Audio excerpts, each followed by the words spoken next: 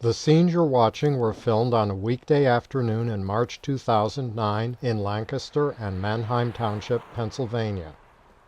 League cycling instructor Bill Hoffman is in the picture, and I'm John Allen, also a league cycling instructor, riding behind him with a helmet-mounted camera. The scenes are unrehearsed, and we did not use police to control traffic. We're going east on Marshall Avenue from Stauffer Park. Note our position on the roadway. Cars can easily pass without crossing the center line while we avoid debris and broken pavement at the edge of the road. A wide-angle lens doubles our apparent speed and that of passing cars. I call out to alert Bill. Car back. That's standard practice when riding with someone else. Note also that we ride in a straight line, making our behavior predictable. Predictability is a key ingredient in cycling safely and efficiently. Motorists will treat you fairly if you don't keep them guessing as to what you're going to do next. We prepare for a left turn from Marshall onto Juliet. First we look over our left shoulders, then signal and move close to the center line. A car is pulling up on the right. Bill makes eye contact with the driver to make sure the driver would not pull out before Bill completes his turn. Then we make the turn, being careful not to cut the corner in case a car arrives on the left-hand approach and stops a little far out from the stop sign. This could happen because there is no marked crosswalk or stop bar. As we go south on Marshall from Juliet, notice how much clearance we allow for parked cars and the wide truck. As your speed increases, the clearance should also increase because hazards appear much more quickly at higher speeds and you travel farther before you can react. Note that we maintain our position even when there are gaps between parked cars.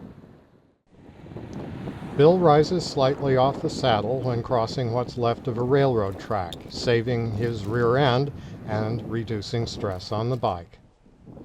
We approach a five-way stop sign on an uphill, slowly enough that if we have to stop for any other traffic, we only need to use the brakes lightly.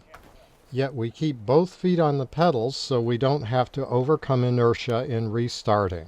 Accelerating from even a very slow speed takes less energy than starting from a dead stop.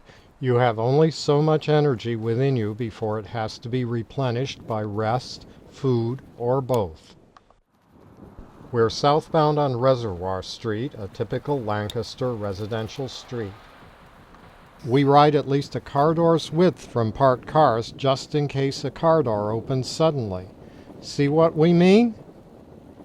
Remember, this was totally unrehearsed.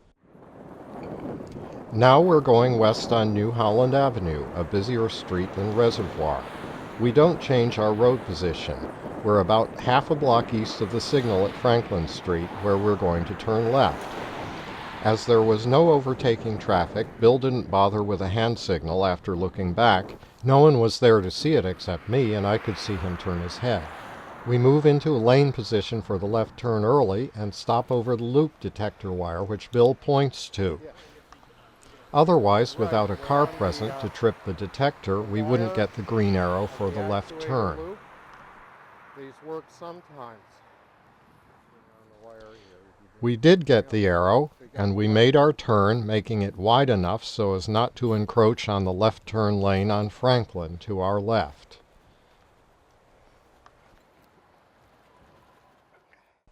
Bill points out debris in the street, in this case broken glass.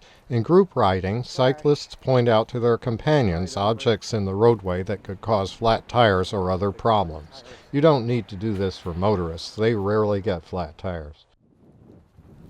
We approach the signal at Walnut Street, which is red. We wait behind the stop bar for the green Right on red here. because a sign next to the signal says no turn on red. It's up high. Cyclists obey the same signs, signals, and markings as motorists. Now we're westbound on Walnut Street, which is one way. It's slightly easier for motorists to overtake cyclists when the next lane to the left moves in the same direction. Motorists can encroach slightly into the next lane without risking a head-on collision. Bill rides approximately in the right car tire track, giving adequate clearance of parked cars. After a block and a half, parking is prohibited on the right side, but we move only slightly to the right, not any closer to the curb than that. Traffic can then make an in-lane pass while we remain visible to any traffic that might enter from the right or approach from the rear.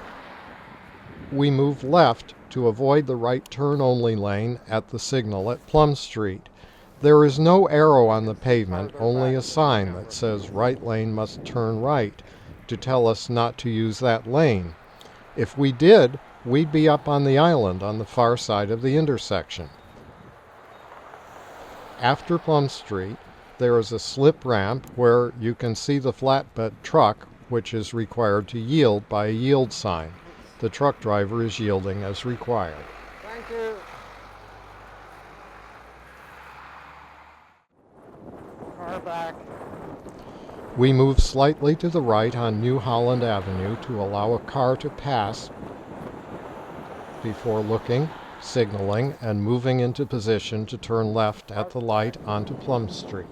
That's okay. It's far enough back. There's the bus.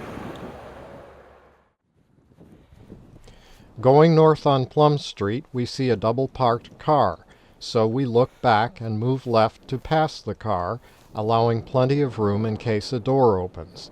We automatically assume that any double-parked car is occupied.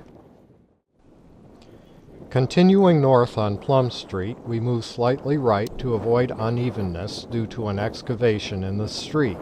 Then we look behind again before moving leftward to clear the parked cars farther ahead. We're preparing to turn left from Plum onto Liberty. Again, the first step is to look to the rear, and then only when clear do we move to the left. Remember to yield to oncoming traffic, and don't initiate the turn before the center line ends at the entrance to the intersection, so as not to shortcut the corner. Now, Liberty Street is very wide, but we still ride only far enough right to allow traffic to make an in-lane pass. We don't go any farther to the right than that, because doing so would reduce our conspicuity to traffic entering from the right, or oncoming traffic that might want to turn left. We turn right from Liberty onto Lititz Pike, which begins very wide, but then narrows to cross a bridge over the railroad.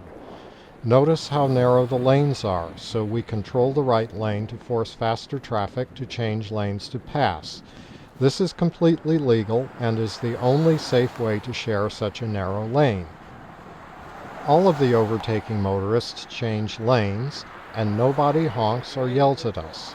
If you hug the edge, you invite dust-off passes, or worse yet, side swipes, or in this case, brushing against the concrete bridge wall.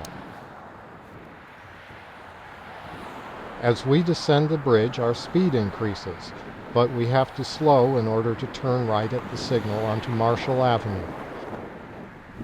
Bill makes a right-hand turn signal and moves slightly closer to the curb to prepare to turn.